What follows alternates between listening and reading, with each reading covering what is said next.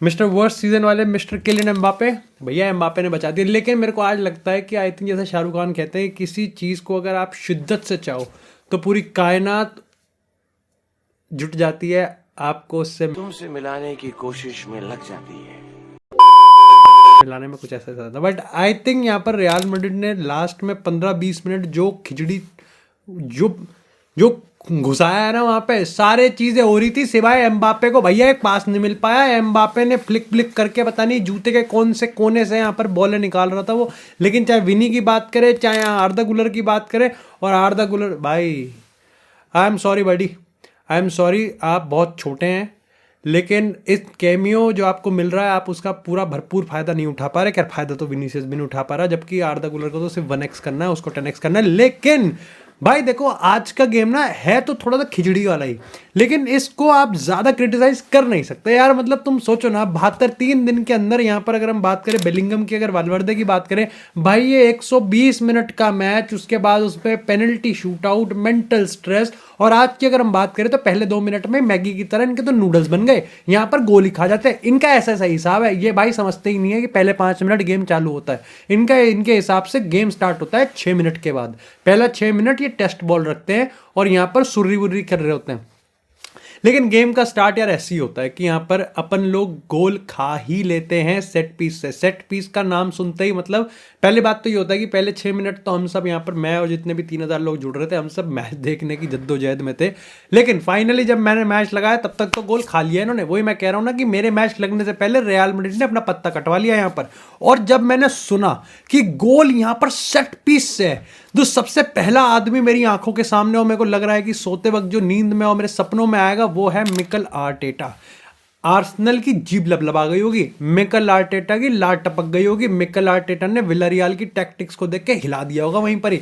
वो premiere league का game नहीं खेलेगा अब, यहाँ पर सारे के सारे विलारियल की टैक्टिक्स और इसका गेम रीप्ले पे देखता रहेगा बार बार। अब आई थिंक इस मैच के अगर सबसे मेजर एस्पेक्ट की बात करें ना, तो देखो वो तो यही है कि 3 पॉइंट मिल गए। अभी के तौर पर रियल मैड्रिड बार्सिलोना के ऊपर बैठी है, जहाँ पर बार्सिलोना के पास 1 गेम इन हैंड भी है। अगर हम टेबल की बात करें तो रियल मैड्रिड इस पॉइंट ऑफ टाइम पे यहाँ पर 3 पॉइंट ऊपर है बार्सिलोना से। और अगर बार्सिलोना की बात करें तो वो एथलेटिको मैड्रिड के बाद भी उनके पास 1 गेम बचा होगा। तो इसका मतलब अगर बार्सिलोना दोनों मैचेस अपने जीत जाती है तो यहाँ पर वो 3 पॉइंट रियल मैड्रिड के ऊपर चली जाएगी।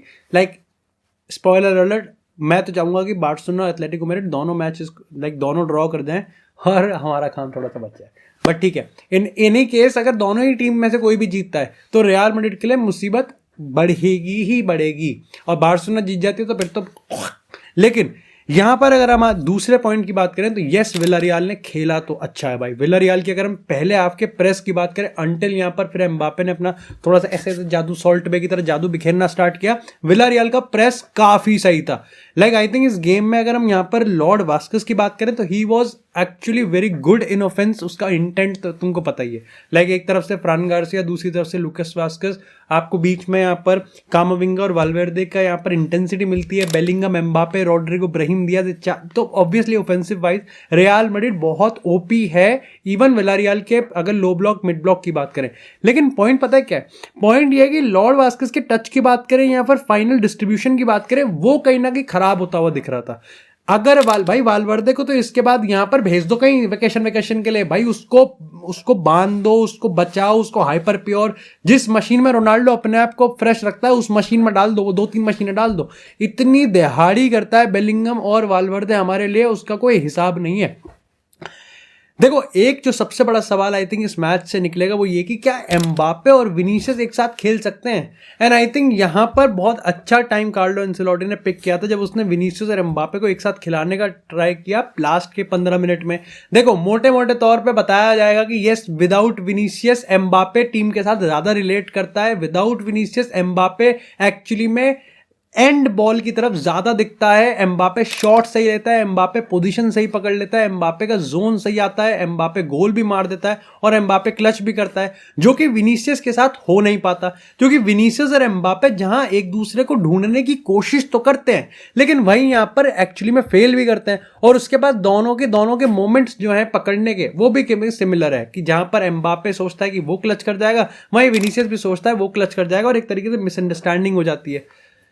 बट मैं तुमको सही बात बताऊं, लास्ट के 15 मिनट की अगर हम बात करें तो विनीसियस और एम्बापे क्लिक कर गए थे। विनीसियस और एम्बापे की पार्टनरशिप चल रही थी। विनीसियस और एम्बापे रियल मैड्रिड को निकाल देते। अगर विनीसियस की पासिंग सही होती तो तुम कहोगे कि यस विनीसियस अच्छी फॉर्म में नहीं चल रहा, तो भाई हमारे मौका देखते हैं, एम्बापे को बचा के विनीसियस को पेल रहे हैं। लेकिन जिसने गेम देखा हो समझेगा कि एम्बापे ने एक्चुअली में विनीसियस को असिस्ट करने के लिए बढ़िया सेटअप किया था। Vinicius the level of quality he has, जिस तरीके की स्प्रिंट उस पर, जिस तरीके की यहाँ पर आप कह सकते हो कि कंपोजर उसके पास रहता है, उसको बॉलें वहां पर निकालनी चाहिए थी। आई थिंक फर्स्ट हाफ की बात करें, एम्बापे देखो अगर सामने वाली टीम लो ब्लॉक में बैठ गई है रियल मैड्रिड के अगेंस्ट और आपके पास इतने सारे ऑफेंसिव प्लेयर हैं और ऑब्वियसली यहां पर तुमको पता है कि लाइक क्रॉसेस डलते हैं, लेकिन उस क्रॉसेस को कन्वर्ट करने के लिए हमारे पास कोई प्लेयर नहीं होता, क्योंकि एम्बापे को सर्जियो बुस्केट्स को कॉपी करना है। जूड बेलिंगम यहां पर बेचारा अपने तो बिखरे हुए आते ही इकट्ठी कर रहा होता है, जो उसकी थक थक के भाग भाग के खत्म हो गई होंगी। तो यहां पर पॉइंट ये होता है कि रियल मैड्रिड का सबसे बेस्ट वेपन होता है कि वो 1-2 पास खेल के एकदम से यहां पर पोजीशन से बाहर निकाले डिफेंडर को और उसके पीछे करे। यही ऐसे ही पहला गोल आता है कि यहां पर लूकस वास्केस हमारे बॉल अंदर डालते हैं, बेलिंगम से बॉल एम्बापे लेते हैं, एम्बापे सीधा ब्राहिम दियाज को टिक करते हैं, जो कि ब्राहिम दियाज भी गोल मार सकता था, लेकिन डिफ्लेक्शन पे फिर यहां पर एम्बापे ने गोल मारा। उसके बाद अगर हम दूसरे की बात करें तो अगेन एम्बापे ने पेनल्टी बॉक्स के अंदर अपनी मूवमेंट को इस तरीके से ट्रैक करा कि दूसरा गोल भी यहां पर दूसरा गोल भी यहां पर एम्बापे को मिल गया। Second half was a little bit on a frustrating level. देखो पहली चीज तो यह है कि कोर्तुआ की परफॉर्मेंस एक बार फिर से ताबड़तोड़ आई है। असेंसियो को मैं यहां पर तारीफ करूंगा, लेकिन तारीफ मैं यहां पर चुआमेनी की भी करूंगा। ये सबने सेट पीस पे गोल खाया, लेकिन चुआमेनी ने बॉल जो क्रॉसेस डल रहे थे, आई थिंक सेट पीसेस पे हम कच्चे हैं, बहुत कच्चे खिलाड़ी हैं। आई थिंक आर्सेनल की वही मैं कह रहा हूँ लाट टपक रही होगी, जिस तरीके से क्रॉसेस हमारे पेनल्टी बॉक्स में डल रहे थे। Tchouameni Asensio no nonsense defending यहाँ पर कर रहे थे, क्लियर आउट कर रहे थे, which is of course elite level solution नहीं है, लेकिन ठीक है सोल्यूशन के मामले में तौर है। उसके बावजूद भी यहाँ पर 7-8 सेव कोर्तुआ निकाल रहा है, ये बहुत बड़ी बात है भाई। विलारियल जैसी टीम, नो ऑफेंस, विलारियल बहुत सही खेल रही है इस पॉइंट ऑफ टाइम पे। अच्छा प्रेस उन्होंने करा, अच्छा हमको यहाँ पर वो दबाने की कोशिश कर रहे थे, लेकिन उसके बावजूद भी रियल मैड्रिड 7-8 अपने गोलकीपर पे अटेम्प्ट्स नहीं लेने दे सकती। And this is all comes down to the positional system जो कि कार्लो एंसेलोटी का एक्टिव रहता है। लाइक मेरे को तो कभी दिखता ही नहीं यहाँ पर लुकास वास्केस फ्रान गार्सिया की बात करें, ऑफकोर्स दोनों ऑफेंसिवली फुल बैक है, लेकिन दोनों ही यहाँ पर अपनी अपनी पोजीशन से बहुत बार हमको बाहर आते हुए दिखे। और it was Asensio and Tchouameni जो कि उनके अटैकर्स के अगेंस्ट यहाँ पर कोप करने की कोशिश कर रहे थे। तो कोर्तुआ की performance, I think Courtois, Bellingham, Valverde की अगर हम बात करें, ये तो आपको कॉन्स्टेंट होने को मिल रही है। आर्दा गुलर को कैमियो का टाइम मिला, आर्दा गुलर ने उसका मैक्सिमम नहीं बनाया। आई थिंक वो पास वो दे सकता था जहां पर उसने ग्लोरी के लिए गया, बट अगेन उस पर मैं ज्यादा उसको नहीं पेलूंगा, क्योंकि अगेन ये उसका लर्निंग कर्व है। बट मैं वही चीज कह रहा हूं कि एम्बापे की हैट्रिक हो जाती है, और मैं ये कह नहीं रहा कि एम्बापे की हैट्रिक का कोई ऑब्सेशन लेके बैठी थी यहाँ पर मैड्रिड फैन बेस, लेकिन पॉइंट ये था कि इट वॉज टोटली प्लेट पे। एम्बापे खुद के लिए जो कर सकता था वो उसने किया। एट टाइम्स उसका बॉडी लैंग्वेज समझ भी रहा था कि वो थोड़ा डिसअपॉइंटेड है जिस तरीके की पासिंग उसको मिल रही है। विनीसियस के लिए अगेन मैं ये चीज कहूंगा, at times he was absolutely Vinicius, लेकिन एट टाइम्स यहां पर सब पार विनीसियस की जो परफॉर्मेंस है वो यहां पर विनीसियस के लेवल पे नहीं आई है। इन ऑल हाइंडसाइड अपने को 3 पॉइंट मिल गए। हमने एक बहुत ही चूतिया सा गोल खा लिया, हम क्लीन शीट रख सकते थे। कोर्तुआ की परफॉर्मेंस अगेन क्लीन शीट ना होने के बावजूद एक बार फिर से man of the match contender है। वाल्वर्दे ने दिहाड़ी निकाल दी, बेलिंगम ने भी दिहाड़ी निकाल दी, लेकिन ऑल इन ऑल आप कितना ही यहां पर पॉइंट्स निकालोगे जब आपको पता है कि यार इन्होंने इतना बड़ा गेम अभी 3 दिन में नहीं हुए, इतने कम टाइम में खेला है और आज ये फिर खेलने बैठ गए। तो आई थिंक ये तो कहीं ना कहीं थोड़ा सा अनफेयर तो है कि भाई ऑफ कोर्स भाई रेस्ट तो चाहिए। मतलब रियल मैड्रिड तो इंजरी से ऑलरेडी, अगर एक आधा प्लेयर और इंजर्ड हो गया तो हमारी गांड फट जाएगी भाई। मतलब आई थिंक कार्लो एंसेलोटी ने जिस तरीके से रोटेशन किया कि रूडिगर और अलाबा को यहाँ पर रेस्ट दिया गया, चुआमेनी को वापस से रखा गया। पता है कि वाल्वर्दे राइट बैक पे बिल्कुल फोड़ रहा है, लेकिन फिर भी he was forced to do this substitutions और रोटेशन की उसने यहाँ पर उसको मिडफील्ड में डाला। देखो सिस्टम के खिलाफ ना एंसेलोटी की जो टैक्टिक्स हैं वो फेल तो होती हैं।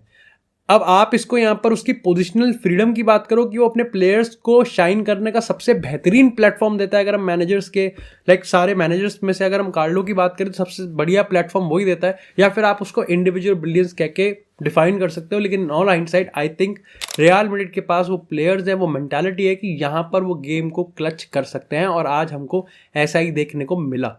आई थिंक मेरी नज़रें होंगी पूरी तरीके से यहाँ पर बार्सिलोना एथलेटिको मैड्रिड में क्या होता है, क्योंकि आई थिंक यस 24 घंटे का रेस्ट ज़्यादा मिला है एथलेटिको मैड्रिड को, लेकिन थके हुए वो भी होंगे और एक बहुत इमोशनली ड्रेन उन्होंने गेम खेला जिसके एंड में they were not at the good end, वो बैड एंडिंग पे थे। तो ये देखना पड़ेगा कि यहाँ पर ला लीगा की टाइटल रेस किस तरीके से जा रही है और एम्बापे अगर इस पेस से चल जाए तो मेरे हिसाब से तो यस बैलन डोर रेस की अगर हम बात करें तो रियल मैड्रिड की तरफ से जो चेहरा सामने किया जाएगा वो किलियन एम्बापे का होगा। तो लिवरपूल की तरफ से साला आपको देखने को मिलेंगे, पीएसजी की तरफ से डेम्बेले, बायर्न की तरफ से हैरी केन, बार्सिलोना की तरफ से रफीनिया और पेड्री, और यहाँ पर रियल मैड्रिड की तरफ से एम्बापे, अंटिल Vinicius decides to put 10x।